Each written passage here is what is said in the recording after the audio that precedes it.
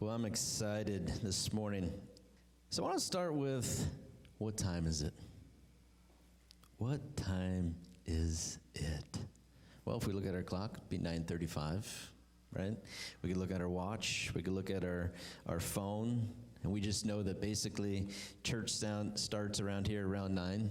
What time is it? If you look into the definition of time, it says, and I love this, the indefinite continued progress of existence and events in the past, present, future, but regarded as whole. Time, the point measured in hours and minutes past midnight or noon. And so for many of us, as we think about time and what time is it, it would be the second definition that would ring. When you think about what time, we're thinking, okay, it's still 9:35. From the last time I looked, it's 9:35.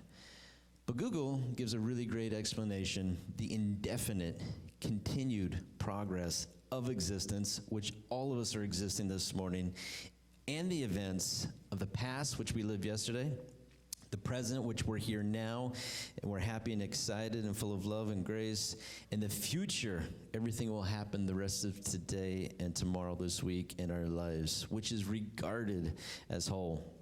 Where do we spend most of our time? You know, this morning, all of us, when we think about, let's put time aside for a second, we think about money. Have you ever used that word budget before? That horrible, ugly word that a lot of people use, and some people like it, and some people just throw it out like it's trash.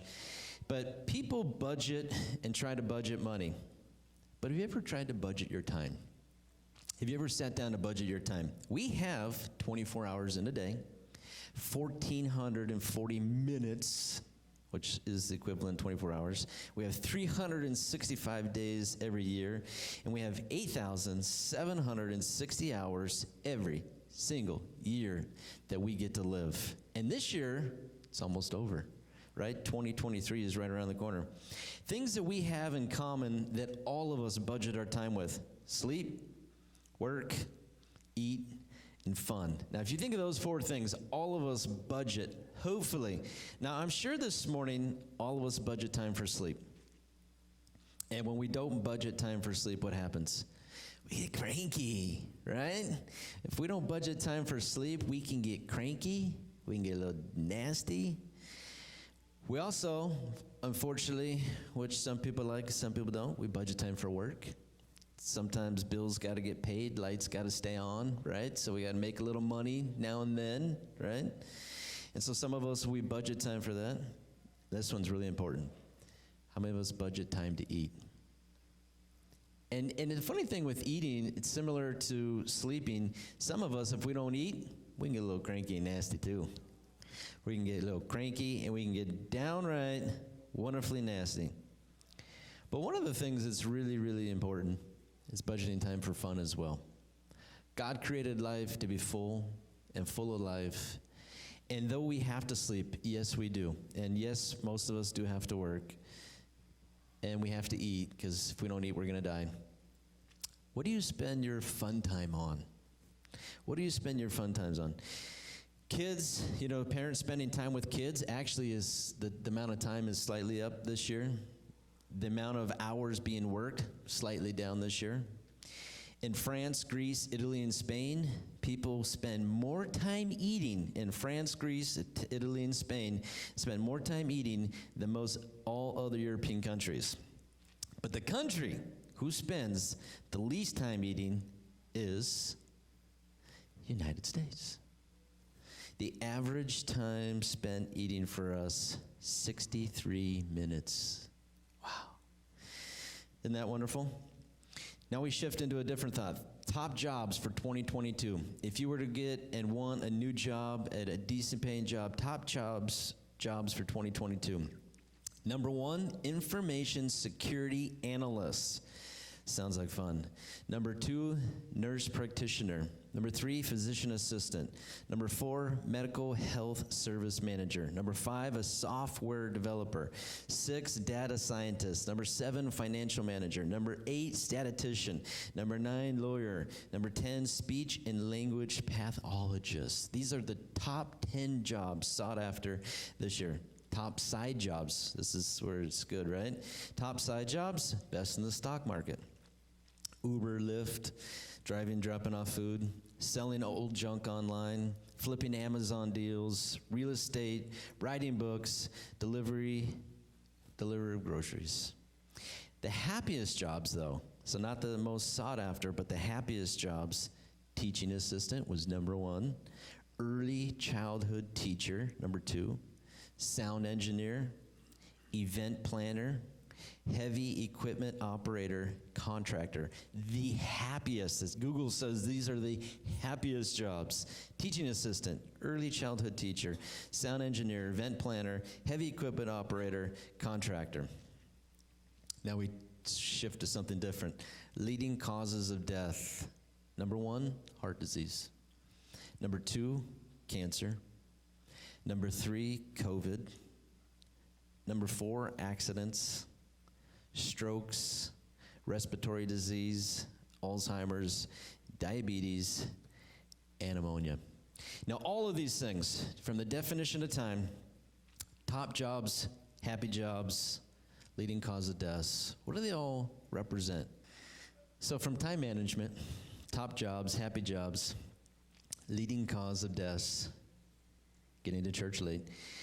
I read all of those to say, how many of us manage our time well? And how many people today are living their life budgeting just to make a buck? How many people today are budgeting life and spent not so much dwelling on time, but the fear of what time could be? How many of us budget and manage our time well? How many of us are budgeting and only living to make a buck? And how many of us are budgeting and living not so much for time itself, but what could be? If you have your Bibles, we're going to go to Acts chapter 9. We're going to start in verse 1. Meanwhile, Saul was uttering threats with every breath, and he was eager to kill the Lord's followers. So he went to the high priest. He requested letters and addressed, does that look correct? There it is. He requested letters addressed to the synagogues in Damascus, asking for the cooperation in the arrest of any followers of the way he found there. He wanted to bring them, men and women, back to Jerusalem in chains. As he was approaching Damascus on this mission, a light from heaven suddenly shone down around him. He fell to the ground. He heard a voice saying, "Saul, Saul, why are you persecuting me?" "Who are you, Lord?" Saul asked, and the voice replied, "I am Jesus, the one you're persecuting. Now get up, go in the city, you're going to be told what to do." The men with Saul stood speechless. They heard the sound of someone's voice, but they didn't see anybody. Saul picked himself up off the ground, but when he opened his eyes, he was blind. So his companions led him by the hand to Damascus. He remained there blind for 3 days, and he did not eat or drink. Now there was a believer in Damascus whose name was Ananias. The Lord spoke to him in a vision, calling, "Ananias." "Yes, Lord," he replied. The Lord said, "Go over to Straight Street to the house of Judas. When you get there, ask for a man from Tarshish named Saul. He is praying to me right now. I've shown him in a vision of a man named Ananias coming in, laying hands on him so that he can see again." "But Lord," exclaimed Ananias, "I've heard many people talk about the terrible things this man has done to the believers in Jerusalem. And he's authorized by the leading priest to arrest everyone who calls upon your name." When the Lord said, go for Saul as my chosen instrument to take my message to the Gentiles, to the kings, as well as to the people of Israel, and I will show him how much he must suffer for my name's sake. So Ananias went and found Saul. He laid his hands on him and said, "Brother Saul, the Lord Jesus, who appeared to you on the road, he sent me to you so that you might regain your sight and be filled with the Holy Spirit." Instantly, something like scales fell from Saul's eyes, and he regained his sight. Then he got up and he was baptized. Afterward, he ate some food. He regained his strength, and Saul stayed with the believers in Damascus for a few days. And immediately Saul began preaching about Jesus in the synagogue, saying, He is indeed the Son of God. All who heard him were amazed. Isn't this the same man who caused such devastation among Jesus' followers in Jerusalem? They asked, and didn't he come here to arrest them and take them in chains to the leading priests? And so this morning, as we listen and we read, we're going to talk about the story. We're going to paint a picture. We go back to our very first theme verse, which is 2 Corinthians 5:7. We live by believing. We live by faith. We walk by faith. It's what we trust in but don't yet see that keeps us going. And so this morning I want to talk about Paul, who wrote that verse, our theme verse, 2 Corinthians 5:7. He wrote it to the Corinthian church. I want to talk about Apostle Paul this morning. Apostle Paul was a special man. He was a Jew born in Tarshish, a city in Sicilia. He was brought up and educated in Jerusalem under Gamaliel. And as a student, he was carefully trained in Jewish laws and customs. He was very zealous. This man was zealous for the laws and religions in the Bible to honor God in everything, everywhere, all the time. And we see that as we didn't read the story this morning, but if you back up 2 chapters, there was a man who was stoned, Stephen, for being a follower of the way. Before we got the title Christians, it used to be followers of the way. And so they didn't like the followers of the way. They were crazy. They started doing things, the followers of the way, that Jesus did while he was here. And so there was a lot of persecution. Saul did not like the followers of the way. He wanted to kill them, and he wanted to arrest them. And so he had what we call a religious zeal. He didn't understand them. He didn't like them. And so he goes to the leading priest, and he says, listen, I want to go, and I want to get these guys, and I want to put them in jail. He goes on a 6-day journey, 150 miles. But while he was on his way, turn to your neighbor and say, while he was on his way, something happened. Something happened. God stopped him in his tracks. There's a lot of things that happen while we're on the way. How many of us know we spend our life, as we talked about budgeting our time, we get up in the morning. For those who have to go to school, go to work, for those of us who go play golf every day, whatever it is that we may do, there are so many things that happen when we're on the way. For this man, his life was completely changed, transformed upside down while he was on the way. When we're going somewhere, when we're going to have fun, when we're going to recreation, do some hobbies, go surfing at the beach, when we're going to go fishing, we're going to go hiking, when we're just going to go sit in nature and look at the stars, whatever it is that we do, whatever it is we want to do, maybe some of us on the way to get into trouble, or even on the way to church, so many things. I'm not saying that for your sake, Sam, okay? I'm not. I was looking at my dad. I wasn't looking at you, all right? You're just in that line right there, okay, Sam? So many things happen while we're on the way somewhere. But do we pay attention to the signs when we're on the way? I believe with all my heart that God can stop you from an accident.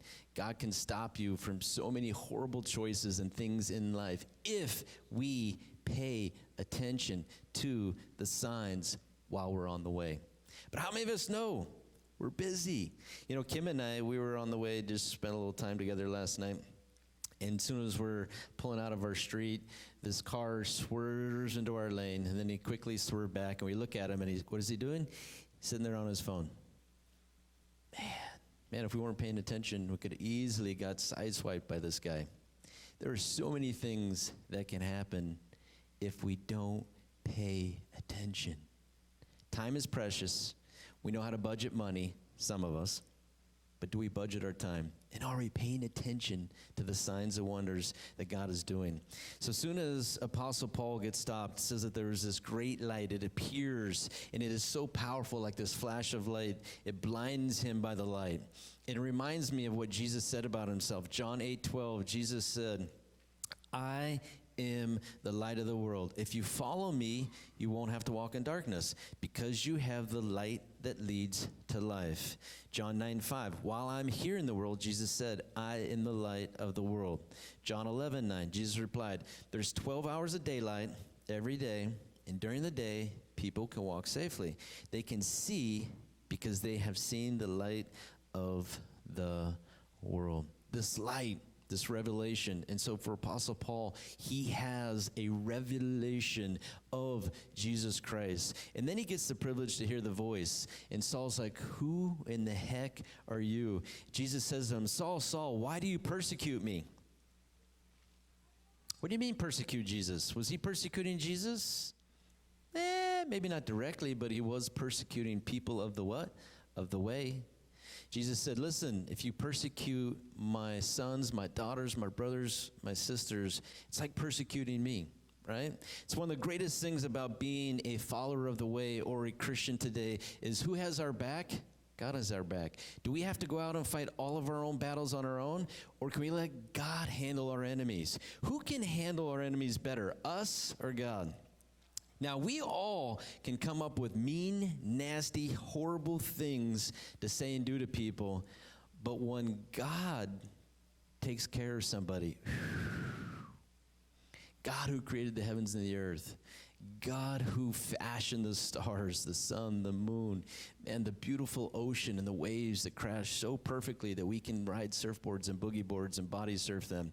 God who created the beautiful sand that we can walk through and it feels so wonderful and tingly in our feet. God who created the desert. God who created the beautiful country, the valleys, right? So many things. He didn't like that Saul was persecuting people of the way, and so he stopped him in his tracks. Sometimes we get so caught up on what people do to us, we can just say, you know what? I'm wasting my time. This is a bad budget of time. People are bothering me right now. I need to let it go. God, I give you this situation. God, I give you this person. Zap him in the butt right now, right? Now, we don't have to say that, but let's let God, instead of us being so consumed by people, let's let God handle some of our battles. Saul is sitting there, and he says to Jesus, what is going on? And Jesus says, listen, you're persecuting me because you're persecuting the followers of the way. Jesus had to stop him, and he had to do something different. He changed his direction. He changed every single thing in Saul's life. With the light, with his voice, everything changed in that moment. Saul found himself now blinded by the light. Saul found himself, everything in this moment was turned upside down. Think about this. For this man, he was trained under the very best teacher, under the very best, most popular Pharisee.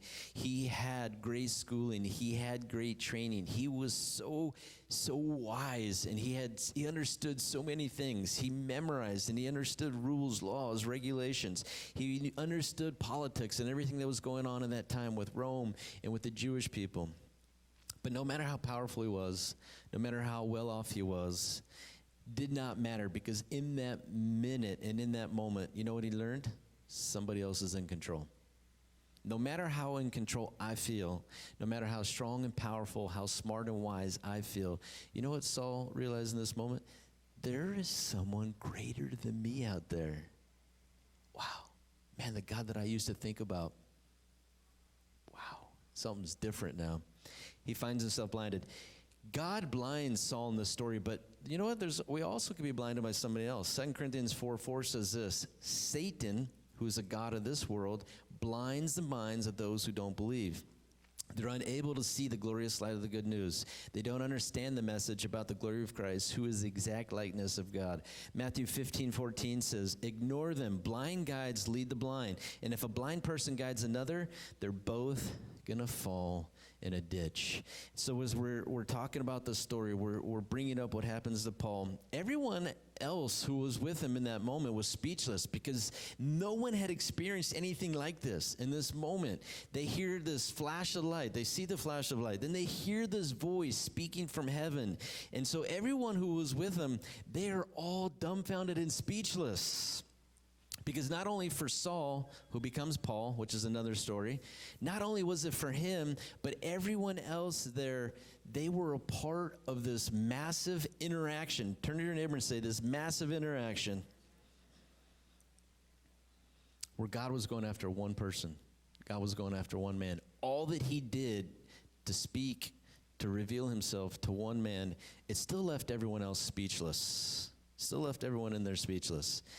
Saul gets to a place on Straight Street, which we're going to get to Straight Street here in a minute. But he speaks first to a guy named Ananias. And he says to Ananias, I want you to go pray for somebody. Okay, sounds good. Sign me up, God. I'll go do it. He goes, this guy named Saul. He goes, nope, not going to do it. Saul had a reputation. The word got around, this guy is mean. He arrests people. And it kind of sparks a memory to think, man, has God ever asked me to do something that potentially could bring me harm? Has God ever asked me to do something? Has God asked me to serve somewhere, to give something? Has God ever asked me to do something that could just potentially do something? And so Ananias is thinking all these things, and he says to God all this stuff. And God says, don't worry. I have called this guy. Don't worry about it. You're going to be okay. You know, Straight Street in this town was literally named Straight Street, and it ran from east to west. And there was a number of crooked streets. There just happened to be one straight street, right? Just like in life, there's a lot of crooked paths we all can take, or we can take the one right straight path, right? But literally, there's a name Straight Street, and so this is where Ananias had to go. And as soon as Ananias gets there and starts talking with, immediately at once, his eyes are open, and Saul, oh my gosh, his eyes are open. It says he's filled with the Holy Spirit. He gets baptized, and then he eats, which he hasn't done for 3 days. He goes immediately. Turn to your neighbor and say immediately. You know what he did immediately? He goes into the synagogue. What do you define as a synagogue back here in this day? A local meeting place of instruction, worship, reading of the law and the prophets, place where the word is taught, place where there's prayer, praise, thanksgiving. It's a place to preach. Sounds like what? Church. As soon as he gets saved, what does he do? His eyes get open. Gets filled with the Holy Spirit. He gets baptized, and then he immediately starts preaching. He immediately starts going to work and saying, Jesus is the Son of God. And so this story points out 7 things to us. Number 1, pay attention. Turn to your neighbor and say, pay attention. Pay attention. Because for all of us, you know what? It's too easy to get distracted. For all of us, it's way too easy to get distracted. It's way too easy. It's easy not to watch. It's easy not to listen. God is revealing. God is speaking. I'll never forget in my life, I grew up, if you know my story, I grew up in the church for the most part. And then when I was a teenager, I decided I needed to take a break from church. There was a number of experiences I had in church, which were good. There was times where I got baptized. I don't know how many times. And there was moments when I got baptized as a kid. I loved it. There was something that I felt in that moment. There was times when, I was a young kid and I was listening to worship inside the church. And I can remember one minute making fun of God, the next minute God like zapping me with that lightning, like, wow, there's something special about this moment. I can remember doing things with, friends at church, and we did crazy stuff. But there was other times where God just totally showed that he was real to me. And even though I had so many experiences as a kid in church, when I was a teenager, I still decided, you know what, I need to go see what else is out there. And for 4 years of my life, I spent looking and searching and seeking for what else is there outside of church. And after 4 years, I was at a friend's house in Val Vista, and I'm sitting there, and I heard this voice say, is this really life? And I'm like, who's talking to me? The next day, I'm at one of my best friend's house, and his mom, who's a believer, says, John, God has one question for you. And it was the word for word, the exact thing that I heard the day before. Absolutely. And so I said, wow, God, you're actually talking to me? And that began the moment in the journey of me starting to really give my life to God and my King. And so as a kid, I grew up in church, and it was something that was forced to do because my dad forced me to go to church because he was a good dad. Like 4 or 5 times a week. It wasn't like once a week. It was 4 or 5 times a week back in that day. Sunday morning, Sunday night, Wednesday worship practice, all those things, which I do appreciate now. But anyway, I had great experiences as a kid. And there were some weird experiences at church, because how many of us know church people can be weird? Look at your neighbor and say, are you weird? We can be weird sometimes too. So there were some weird experiences. And sometimes with the weird experiences, you have to be careful because you can let the devil in with those weird experiences, what weird people do at church, and cause you to get angry and bitter. Or you can take the other turn to say, you know what? We're all imperfect. We're all humans. We all make mistakes. So yes, I may be sitting next to a weirdo, unless it's your spouse. If it's your spouse, then don't say you're a weirdo, okay? We don't want to get anybody in trouble this morning.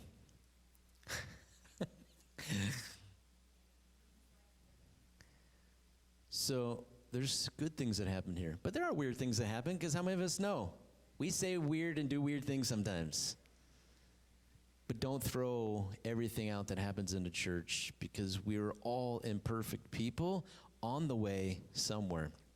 We're all on the way to heaven, right? Hopefully, right?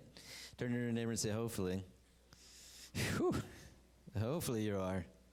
Hopefully you're going to make it there. We're praying for that. So that's number one, pay attention. Because you know what? If God can save you from trouble, why not listen? If God can save you from an accident, why not listen? If God can save you from making a choice that's going to destroy your life and people's lives around you, why not pay attention, right? How many of us have ever done something wrong and it's like, you know what? I can handle it. You know, I'm going to take care of it. I'll be responsible. But you know what happens sometimes when we make the wrong choice? Okay, we can maybe correct some of the things that we do wrong, but you know what we can't correct? The people we hurt in the process. You can't correct the people you hurt in the process. So though we might have that personality and say, I will make it right, you can't make everything right. After you hurt someone, you can't make it all right. You can't. You cannot, no matter what you do. Only God can heal a heart. No matter what we do, we can't correct every single thing.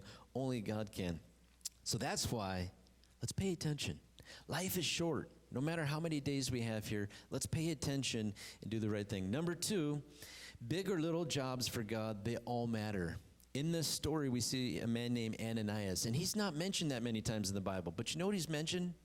He's mentioned going and praying for a guy who, Apostle Paul, he used to be Saul, now he's called Paul, because he got a name change. Apostle Paul started tons of churches. Apostle Paul wrote 13 books in the New Testament. Apostle Paul did great things. And so we talk more about Apostle Paul or Ananias? Sometimes Apostle Paul. But Ananias was the guy who went and prayed for Saul, who was there when his eyes were open, when he was filled with the Holy Spirit, when he fed him food, helped him get baptized. Ananias had just as important job as Saul did. And sometimes in the kingdom of God, we lose sight of the little things. Everything that we do that is good and for him, it's important. As soon as we go outside, every smile, every hug, every handshake, every little thing that we do, when we tell somebody, I'm praying for you, and when we actually do it, that little thing, it's important. When God tells you and puts something on your heart to do, and maybe it's not, taking $1 million out of the bank and go giving it to somebody. Maybe it's just to buy lunch at Del Taco. Just kidding, it's fast food, it's bad for you. But maybe it's buying food somewhere else, Los Vaqueros, a little bit better, right? Maybe something little that God puts on your heart to do can change someone's life forever. We have to pay attention to what God's saying to us, what he wants us to do, the little and the big things. Because all of us in here, we all have purpose. We all were created for a reason. You're not here. None of us here by mistake this morning. Now, we may feel that it's a mistake. We may feel that I just rolled out of bed. I just made it. I'm just here. But you know what? God knew for the beginning of the world that you would be here on November 27th, 2022. He knew that you would be here. And he knew that you would be here understanding I have big and little jobs to do in this life. And the little ones, the little things I do to help people are just as important as the big ones. Ananias did one thing, prayed for one guy. This one guy went on to do tons of awesome things. But Ananias was just as important as Saul. You are just as important every single thing that you do every single day, every waking moment as you budget your time. Your life means something and it's important. Every little thing that you do for God, for people, it is important. Ananias was told to go to Straight Street, and I love it. just to remember and to remind ourselves, there are so many different paths that we can take every single day. There was one straight street, and there was tons of crooked ones back then in the day. Literally, that's what their names were. Make sure you make the right choice, because every day you have that straight path or crooked path that you can choose. Saul was baptized. Soon as his eyes get open, what does he do? He gets baptized. You know what baptism is? It's a sign of change. How many of us have been baptized before? As a kid, I told you I was baptized a number of times. It's fun just to be dunked and go underwater and play in the pool, right? No. But baptism, this sign of change, when you get baptized, you go under the water and you're saying, I'm going under the water, and the life that I used to live and who I used to live for, it's going to stay under the water. And then when I come back out of the water, I'm going to be a new person, and I'm going to do what God's put me here to do. Saul gets baptized. Saul gets a new name. He goes from Saul to Paul. Didn't want to make it too difficult, just change 2 letters, S and P, from Saul to Paul. But this symbolism of a new man and a new start. As Paul goes on to write, when you become born again, you become a new creation. You become a new person. You get a new beginning. You get a fresh start. Number 5, no one is beyond the power of God. Here was a man we see, he had hate, he had zeal, he had passion for what? To wrest Christians. Who was the one that God went after? This man. How many of us seen people, know people, and say, I don't know if they'll ever really become a believer. I don't know if they ever could change. Their heart's too hard. They're way too crazy. Their brain, it's crazy. Their thoughts, man, they're out there. They're past Jupiter. They're past all those stars and planets out there. Nothing and no one is beyond the power of God. God can stop any one of us in our tracks. If God really needs to get your attention, if you sometimes oppose him, if you sometimes want to ignore what he's asking you to do, be careful. Be careful. What did he do to Jonah? He asked Jonah to go to preach to Nineveh, and Nineveh was full of evil people, right? Nineveh, this horrible place. And God comes to Jonah and says, listen, I want you to go preach to these people. And Jonah says, no, thank you. He gets on a boat, and you know what he does? He goes in the opposite direction. Kind of like us when we're a little rebellious. When God tells us to do something, what do we like to do? Go in the opposite direction, right? Jonah gets on a boat. As soon as he gets on the boat, you know what happens? The storms come, winds come. People are going crazy. They're throwing their food overboard, the cargo overboard. Jonah's downstairs sleeping, and they say to him, what is going on? And so Jonah admits to them, you know what? God's trying to get my attention. He says, throw me overboard. They throw him overboard. A giant fish, we don't know how big it was, comes, swallows Jonah up, where he sits for 3 days. The length that God went through to get this man's attention. And I wonder this morning, how many of us is God trying to get our attention? Now, we may not be rebellious. We may not be bitter. We may not be angry. Maybe we're just ignoring God in a certain area of our life, an area we don't want to give up, an area where we don't want to change. This morning, I want to encourage you, God, there is nothing that is impossible for him. Be careful if you're ignoring him anywhere. And so this morning, as we start to wrap up, I want to read something about Apostle Paul, 2 Corinthians 11:23. He says this, anyone servants of Christ, he says, I know I sound like a madman. I have served him far more. I've worked harder. I've been put in prison more often. I've been whipped times without number. I faced death again and again, 5 times. Turn to your neighbor and say 5 times. The Jewish leaders gave me 39 lashes. And I don't know if you're familiar with the 39 lashes. You know, there was this whip that had a metal piece on the end. This is what they did to Jesus before he had to carry his cross. Most people died when you went through this one time. Apostle Paul, who used to be called Saul, 5 times.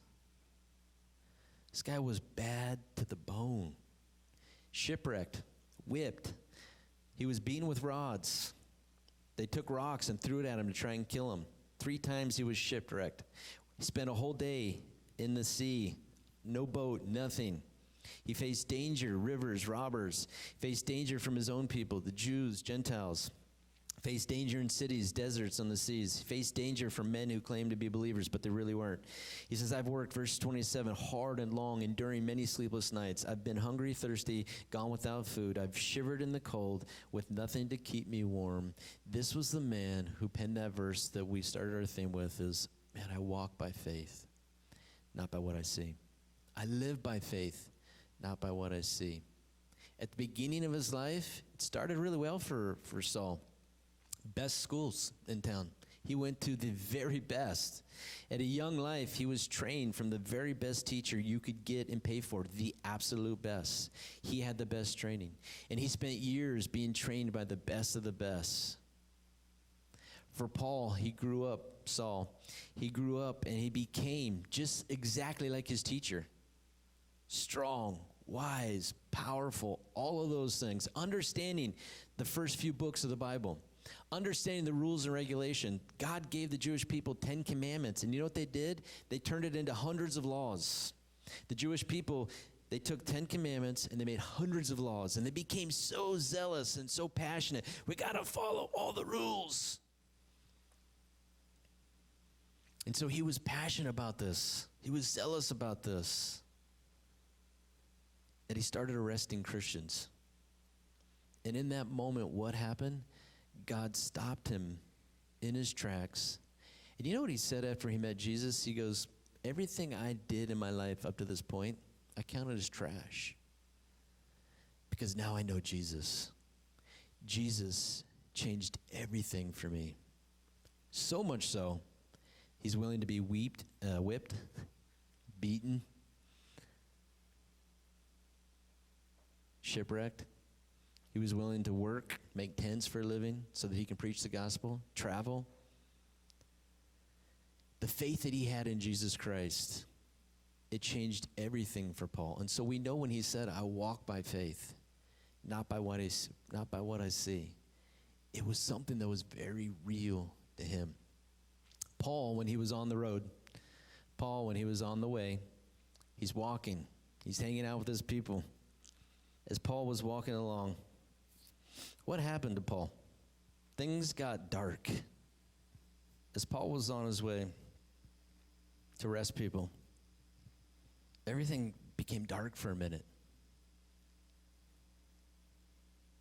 You know, in this minute and in this moment, in these past few years, I know there's moments where God, maybe not the exact same thing, and maybe not the exact same way, but there's something God's trying to get your attention in.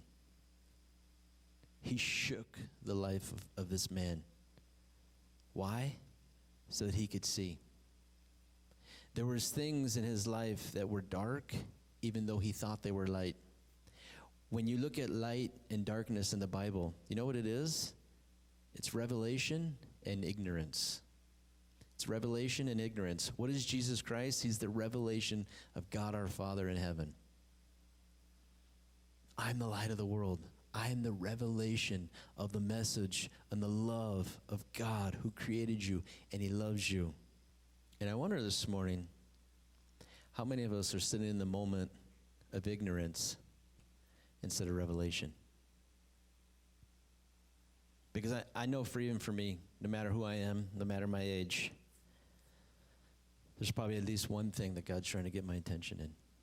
What's he trying to get your attention in? 2 Corinthians 5:7, I live, I walk, and I need to trust in who I don't see. Not in my stuff, not in my jobs, not in my past, because my past was full of good experiences. Saul had a tipping point, a place where everything in his life changed. And in our life, in our thought life, in our psychological mental state, in our feelings and our emotions, everything that's happened the past 5 years, is there one thing that God's saying, turn the light on? Turn the light on. Paul wrote 13 books. He goes on to the end of his life, and he gave his life ultimately killed for preaching the gospel of Jesus Christ. What was he willing to do? Because how much did he really believe? We know that when he said, I live by this. Man, I walk by it. It changed everything. Everything in my past means nothing to me now. The only thing that means something to me is God. That was faith. And I wonder, how will our story end? How will your story end? Will it end in ignorance? Or will it end with the revelation of how great, awesome, and amazing God is, the plan, the purpose that he has for me, that I'm willing to do anything for this morning?